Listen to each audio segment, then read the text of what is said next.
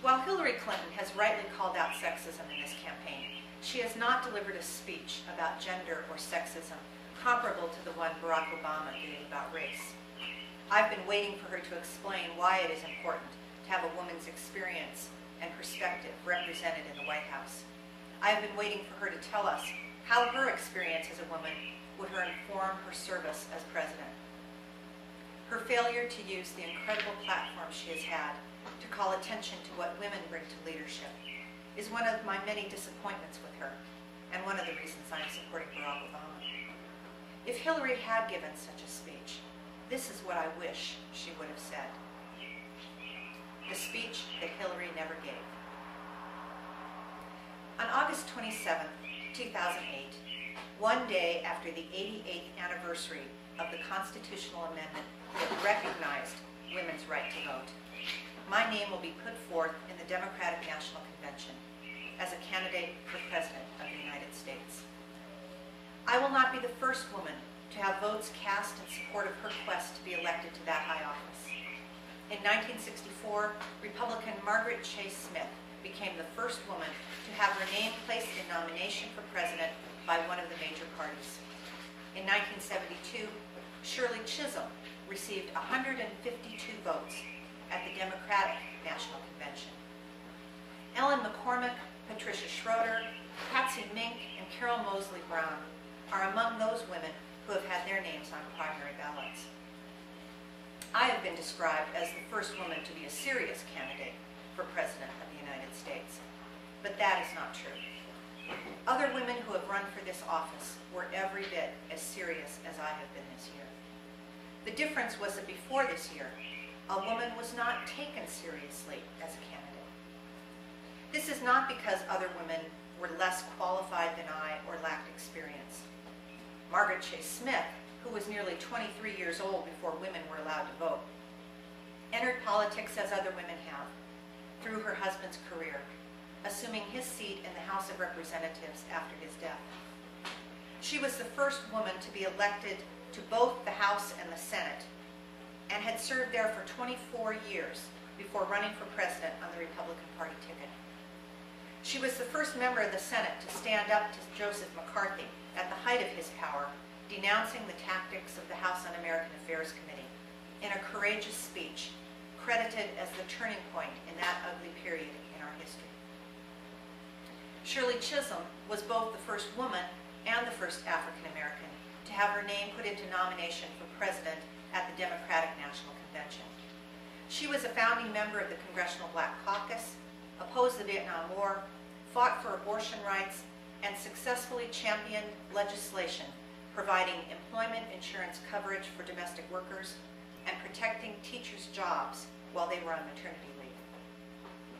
When Shirley Chisholm was asked why she was running for president against hopeless odds, she answered, to demonstrate the sheer will and refusal to accept the status quo. That I was taken seriously as a candidate this year is due not to some unique set of leadership qualifications that sets me apart from other women, but is due to the leadership of women who came before me. Women who refused to accept the status quo and refused to back down, even though the odds were hopelessly stacked against them. Those who oppose women as leaders say women do not have the required strength, but these women have lifted me up.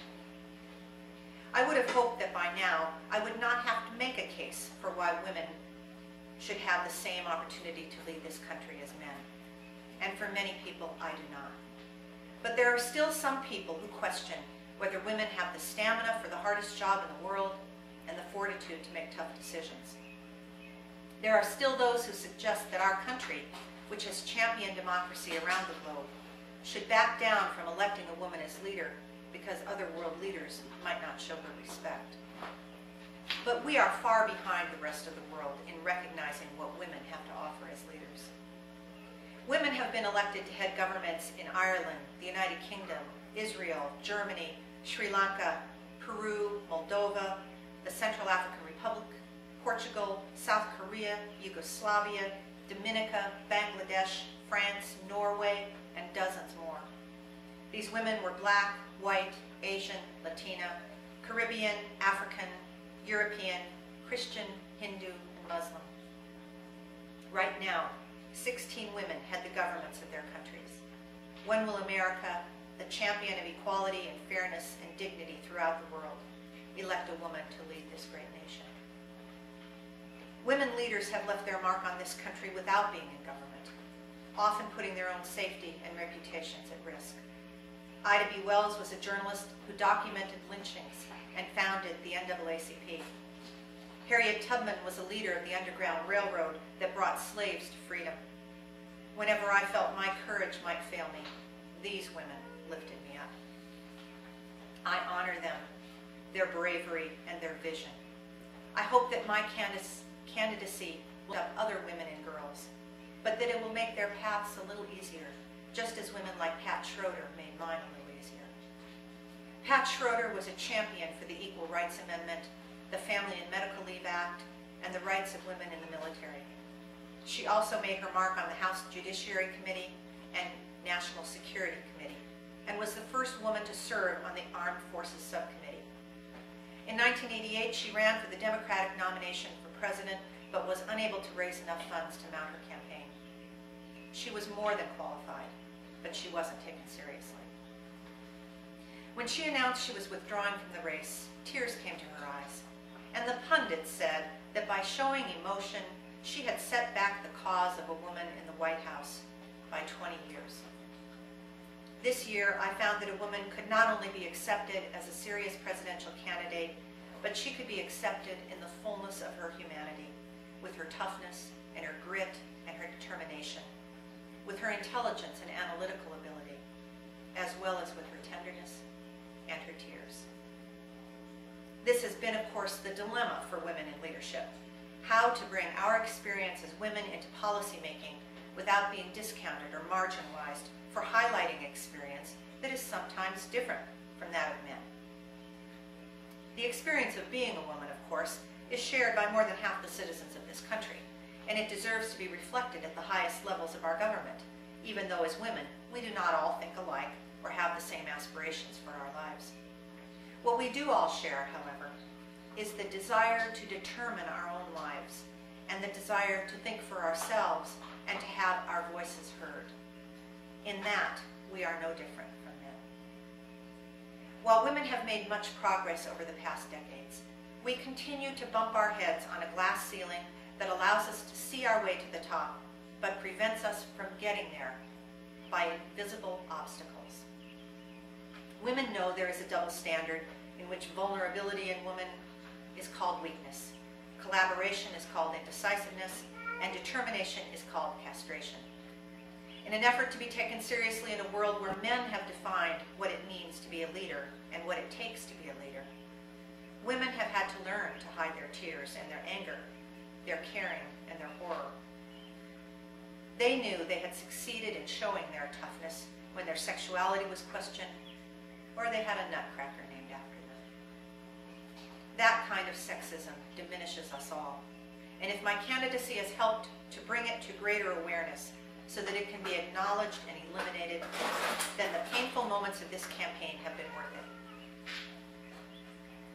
No one knows about sexism better than women old enough, as I am, to remember when there were no laws against sexual harassment in the workplace, when a married woman could not get a credit card based on her own income, or when a woman was forced to quit her job as soon as her pregnancy began to show.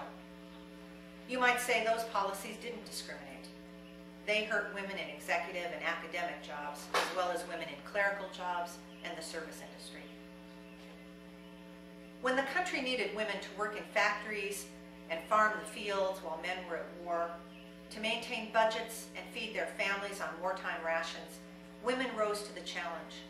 But when they began asking for equal pay and equal opportunity after the men came home, they were told their place was in the home. Many women do choose to stay in the home, to use their intelligence and leadership in one of the most important jobs in the world, raising children with developed minds, healthy bodies, and strong moral values.